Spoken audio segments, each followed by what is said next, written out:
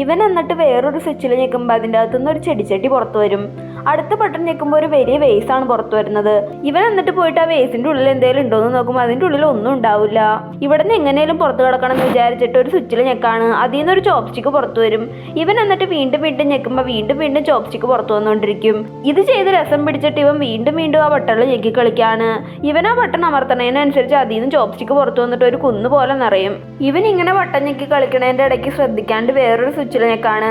ഉടനെ തന്നെ ആ മതിലിൽ നിന്ന് ഒരു കാറ്റ് പുറത്തു വന്നിട്ട് ഇവന്റെ കാലിലിടിക്കും. ഇവനാണെങ്കിൽ വേദനിച്ചിട്ട് കരയാണ്. ഇവൻ ഇങ്ങനെ ഞെക്കി ആ റൂം ഫുള്ള് പല സാധനങ്ങൾ കൊണ്ട് നിറയ്ക്കും. പക്ഷെ എന്നിട്ടും അവന് പുറത്തേക്ക് പോകാനുള്ള വഴി മനസ്സിലാവണില്ല.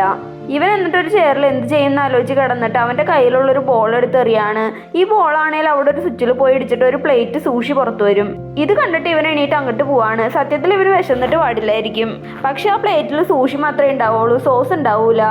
ഇവൻ എന്നിട്ട് സോസ് ഇല്ലാണ്ട് എങ്ങനെ കഴിക്കുമെന്ന് ആലോചിച്ചിരിക്കുകയാണ്. എന്നിട്ട് ഇവൻ വേറെ ബട്ടൺസ് ഞെക്കി നോക്കും. പക്ഷെ എല്ലാത്തിനും സൂഷിയാണ് വരണത്.